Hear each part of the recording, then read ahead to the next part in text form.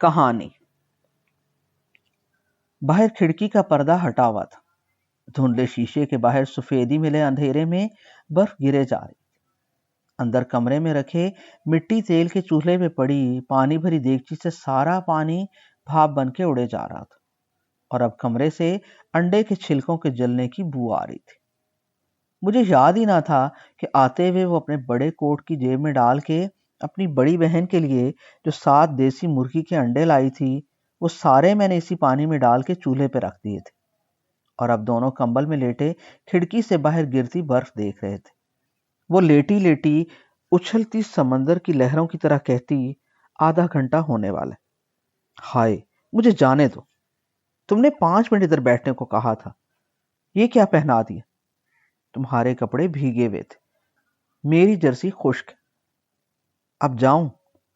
وہ بار بار سرگوشی کرتی، تمہارا خط تو پڑھا نہیں ابھی، تم نے بتی بند کر دی، پڑھ لینا بتی جلا کے بعد میں، دروازہ کیوں بند کیا؟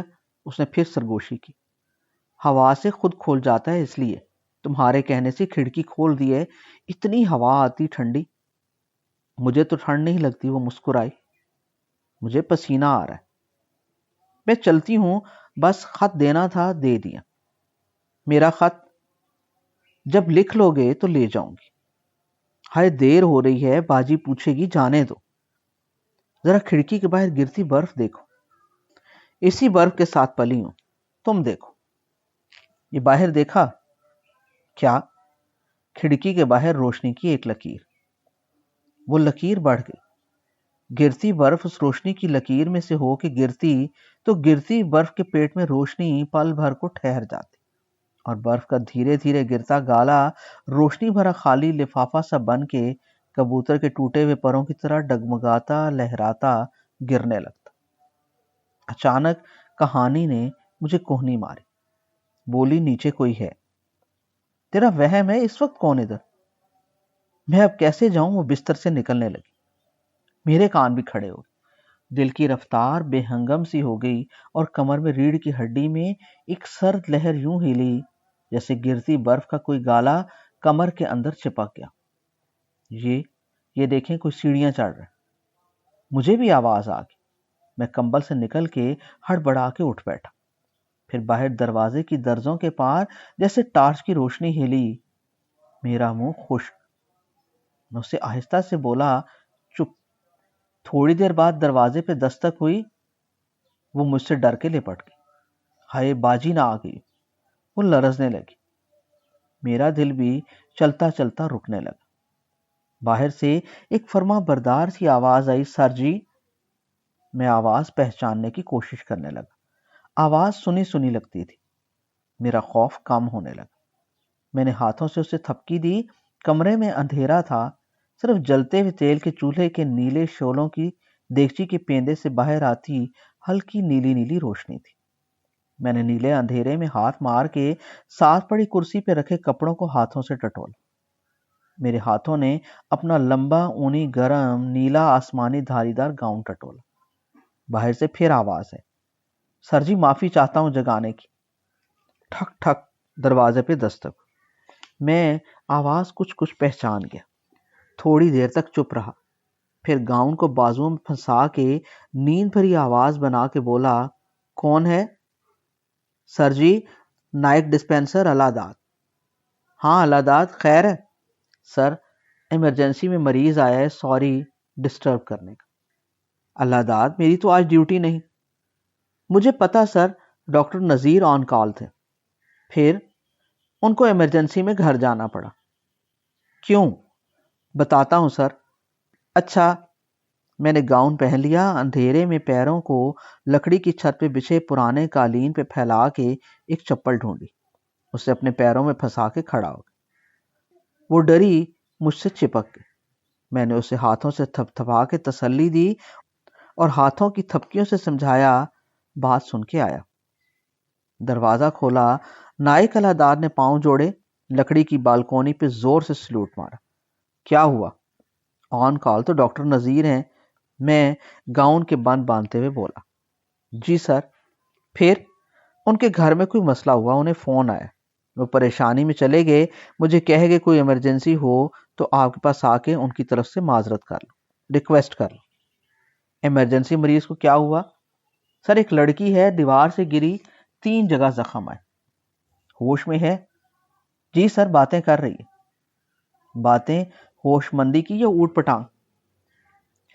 سر باتیں تو اوٹ پٹانگ ہی کرتی مگر ہوش بالکل صحیح ہے۔ کیسے؟ سب سمجھتی سمجھاتی۔ کھاتی پیتی بھی ہے؟ جی سر، میرے سامنے اس نے اپنے ابا سے تھرموس سے چائے لے کے پی۔ پھر ایسی کیا ایمرجنسی؟ سر زخم اس کے 3 ہیں۔ کہاں کہاں؟ سر 2 تو دیکھے، ایک داہنی کلائی پہ زیادہ گہرا نہیں، رگڑ ہے، خون نکلتا ہے اس سے۔ دوسرا داہنے کندھے پہ، ادھر بھی خون جمع۔ تیسرا زخم نہیں دیکھا؟ ہے کدھر وہ؟ اس کی دائیں ران پہ، اس نے چادر باندھی ہوئی، خون سے چادر رنگی ہوئی۔ کیسے چوٹیں آئیں؟ کہتی دیوار پہ چڑھی، چھت پہ جانے کو پھسل گئی۔ کوئی میڈیکو لیگل کیس تو نہیں بنتا؟ نہیں سر، باہر سڑک پہ کھڑی گاڑی کی بتیاں جل رہی تھیں۔ یہ تم لے کر آئے؟ جی سر آپ کو لینے۔ میں آتا ہوں 10 منٹ میں۔ تم سنو؟ جی۔ گاڑی لے جاؤ، جاتے ہی او ٹی اے کو بلاؤ، آپریشن تھیٹر کھلواؤ، لڑکی کی داہنی ٹانگ کا ایکس رے لو، کندھے کا بھی لے لینا۔ جی سر۔ ڈریسنگ کا سامان تیار کرو۔ سر۔ برنولا لگاؤ۔ سر۔ ایک ڈسٹرون کی ڈرپ چلا دو۔ جی سر۔ بی پی کتنا ہے؟ نارمل ہے سر۔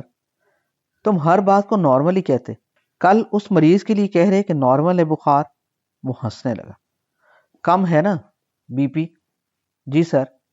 ساتھ ایک سلائن بھی شروع کر دو۔ جی سر۔ میں کپڑے بدل کے آتا ہوں، تم جیپ لے جاؤ۔ سر برف پڑ رہی ہے۔ خیر ہے، چھتری ہے۔ میں نے کونے میں دیوار سے لگی چھتری کا سوچا۔ سر سردی بہت ہے، گرم کپڑے پہن کے آئیے گا، ایسے ہی بنیان سے نہ آ جانا سر۔ ہاں بہت گرم کپڑے ہیں، بنیان کون سی میں پہنتا ہوں؟ سر گاؤن کے نیچے بنیان کی ڈوری دیکھ کے کہا۔ اوہ مجھے سمجھ نہ آئی۔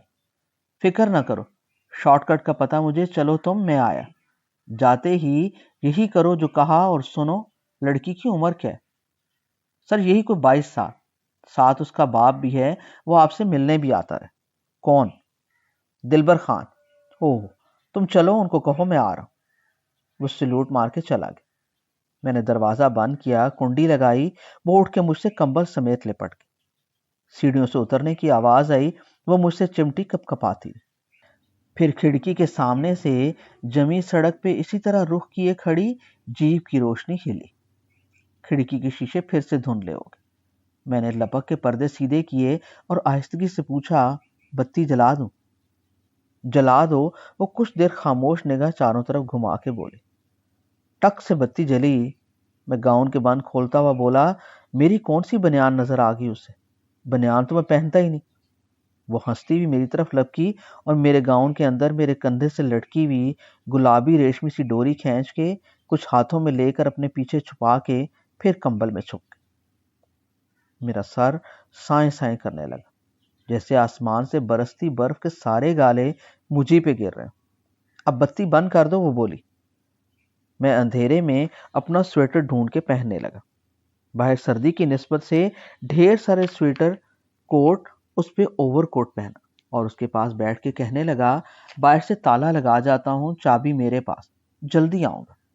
بولی، نہیں مجھے بہت ڈر لگ رہا ہے۔ نہ جاؤ نہ جاؤ۔ تم نے سنا سب، مریض ہے، جانا ضروری ہے، ڈاکٹر ہوں۔ تھوڑی دیر بیٹھ جاؤ، میں سنبھل جاؤں۔ میں بیٹھ کے ہلکی روشنی میں ادھر ادھر ہاتھ مار کے موزے ڈھونڈ کے پہننے لگا۔ وہ کمبل میں لیٹی لیٹی بولی، تالے لگے لگے دروازے کو میں اندر سے کھول سکتی ہوں نا؟ ہاں، تالا تو باہر سے چابی گھما کے لگتا ہے، اندر لیور گھماؤ تو دروازہ کھلتا ہے۔ تم کیوں پوچھ رہی ہو؟ بہت دیر ہو گئی، پون گھنٹہ ہو گیا ہوگا، تو میں چلی جاؤں گی۔ نہ کیوں؟ وہ تمہاری چھتری تو میں لے کر جا رہا ہوں، پھر اسے چھوڑ جاؤں؟ نہ تم لے جاؤ، تم برف کے عادی نہیں، میں عادی ہوں، میں نے تھوڑی دور جانا۔ تمہیں پتا تو ہے وہ ساتھ اگلا ہٹ میری بہن کا ہے۔ ان کی پرانی جیپ ادھر کھڑی دیکھ کے آ گئی پاگل میں۔ پاگل تو مجھے کیا ہوا تم نے؟ کیسے؟ مت میری مار دی، اوپر سے ڈیوٹی آ گئی، خواہ مخواہ بھوکا پیاسا کب سے۔ پاگل، تسلی سے جا کے مریض دیکھو، آ کے کچھ کھا لینا۔ تم بھوکی چلی جاؤ گی؟ نہیں جانا میرے آنے تک۔ میرا خط تو پڑھا نہیں، نہ خط کا جواب۔ یہ مہک کیسی ہے؟ لگتا ہے دیگچی میں کچھ جل رہا ہے۔ اوہ، کیا ہوا؟ تم جو انڈے لائی تھی وہ اسی میں تھے۔ ہائے، وہ تو باجی کے تھے۔ میں نے ہنستے ہوئے لپک کے دیگچی کے اندر جھانکا، سارا پانی اڑ گیا تھا، دیگچی کا پیندہ کالا ہو رہا تھا اور انڈے خشک گرم دیگچی کے پیندے پہ پھدک رہے تھے۔ میں نے کپڑا لے کر دیگچی اٹھائی، پھر قریب پڑی بالٹی سے 2 مگے بھر کے اس میں گرا دی۔ ٹھس ٹھس کی آواز آئی، چھینٹے اڑے اور انڈوں کے چھلکے پٹاخ پٹاخ سے تڑک گئے۔ میں نے ہنستے ہوئے اسے بولا، آؤ انڈے کھاتے۔ ابل ابل کے اب خود ہی پھٹ گئے سارے تم خود کھانا۔ اب چلوں؟ تھوڑی دیر اور بیٹھ جاؤ، ادھر مریض ہے۔ اچھا پھر میں چلی جاؤں گی۔ نہیں جانا۔ جاؤں گی۔ وہ روحانسی سی ہو۔